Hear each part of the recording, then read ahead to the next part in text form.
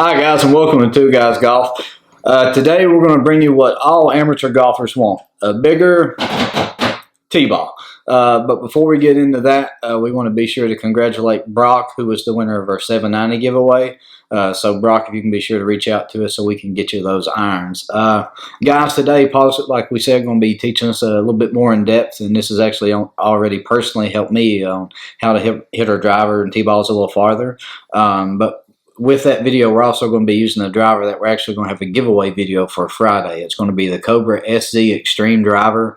You'll see that further in the video, and that'll, like we said, that'll be given away Friday. So excited to give that to you guys. But with that, Paul, tell us a little bit about what you're going to teach us today. Okay. So one of the things I've saw kind of over my career as a teacher was that most amateur golfers have no idea how to hit a driver in comparison to their other clubs, because it's actually a totally different swing. You shouldn't hit your driver like you hit your pitching wedge. That's a recipe for either a bad pitching wedge or a bad driver, right, depending on who you are. But it seems that most people do hit down on their long clubs because that's what they think they're supposed to do. Mm-hmm. So we're going to set you up to hit up on the driver today. And if you can get your angle of attack more than that 3, 4, 5 degrees up range, as opposed to probably the amateur average of -2, right, you're talking about 20, 30, 40 yards in some cases based on your swing speed that we can unlock just, immediately. It really should only take one lesson or one session at the range after the video. So super excited to show you guys how to do that. We're going to use Jack as our test dummy in this case, and he's going to start hitting down on it just to show you the effect that has. But in reality, Jack does know how to swing up at it, and that's something that he's incorporated into his game. So excited to bring you guys that content, and hope you enjoy. Okay, guys, so in this first segment, Jack's going to attempt to swing down it several shots, give us some data on what happens to spin rate, kind of how it robs you of distance. So we're going to try to get 5 to 7 good ones of him doing that, and then after that we're going to get him to swing up at some, and then once we show you the difference in the numbers, we are going to show you how you can take this information and change your golf swing, incorporate some upward angle of attack into the driver, and gain some big yardage.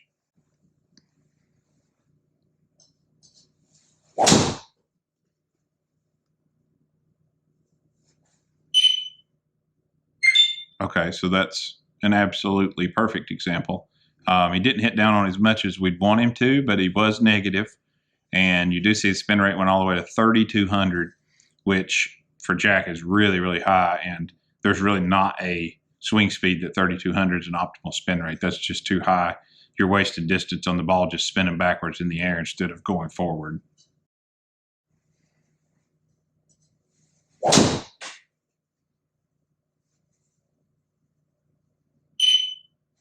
Okay, that's a perfect shot right there. Jack's recreated what we're looking for. Spin rate's up around 3,000. Hit it great, 1.48 smash. Ball speed was fine. 225 carry. That really pretty low there. You could get another 7, 8, 9, 10 yards easy. Also, the ball's going to roll quite a bit further when it's not spinning so much. So that's a perfect example of what we're looking for and why you don't want to hit down on the golf ball. Even though I'll add that the -1.2 attack angle is not bad by most standards, but for Jack, that's extremely different than his normal swing. Most amateurs are probably down on the golf ball with the driver even more than that and costing themselves more yardage.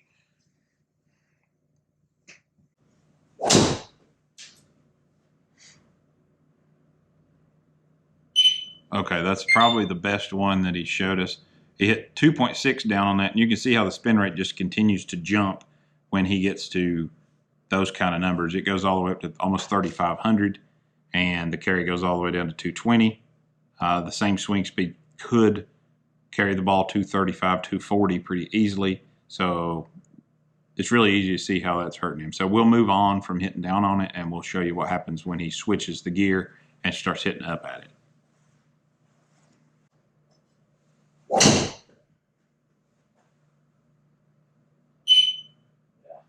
So there's a perfect example of the difference.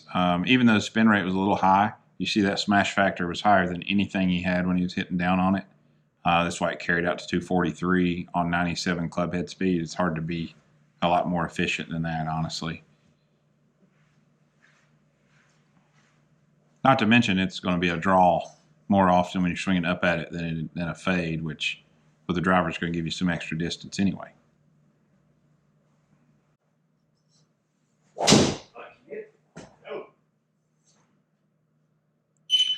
So there you can see what happens when you swing up at it and hit it solid. That's 256 carry on 101. This is literally not even possible the way he was hitting it the other way by swinging down at it. So that is absolutely maxed out, and that's a good drive for Jack right there on the golf course. That's what he's looking for when he plays.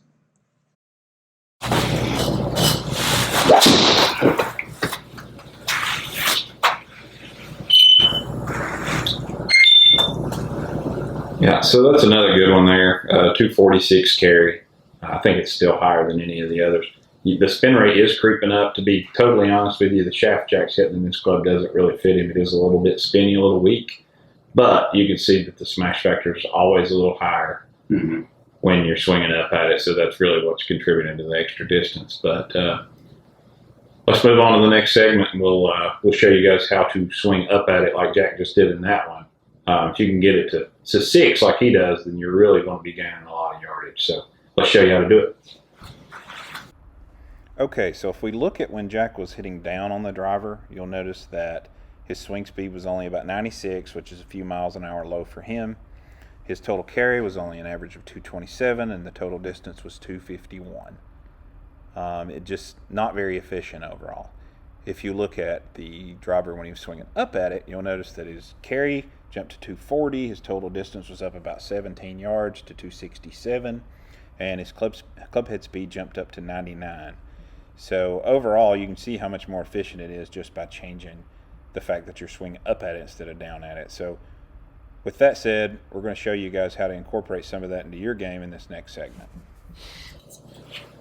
All right, guys. So as you can see, huge difference from when Jack swung up at it and when he hit down at it. It'd be a huge difference for you guys too, no matter your swing speed. So if this is a problem for you, we're going to show you some keys to fix it. If it's something that you're working on, these will help you to get even better. So the first thing you're going to do is you're going to get your feet about shoulder width apart. You're going to put the driver just about at your left big toe for a right-handed golfer. You want to have your hands a little bit back from the club head instead of having them forward pressed, because this is going to help you swing up at it as well. It's going to increase that AOA, or angle of attack. The biggest key for me is I feel like you got to square your shoulders. Make sure this left shoulder's good and square. So, you know, almost closed is fine, especially for people that slice. But the big key is you want to get this tilt going. So you want to tilt your shoulders. Your left shoulder needs to be higher through the whole golf swing. You can't start higher and then you change it. It has to stay higher through the whole golf swing. That's a huge key. The other thing is, it's a myth that your weight has to shift forward during a golf swing, especially with the driver. With the driver, you actually want your weight and your head to kind of stay behind the golf ball as long as possible. In a lot of ways, if you struggle to hit up at it, you almost should feel like you're going the opposite direction. You're going this way during the golf swing, because that's really going to help you get behind it and swing up at it. You want to feel like you're launching this golf ball with as much angle of attack upward as you possibly can. Those are the biggest keys for this, and I think that if you can incorporate those into your game, you'll be a much better golfer, and you'll definitely be much longer. As you work on this, the ball's probably going to start going left, or it's going to start going right.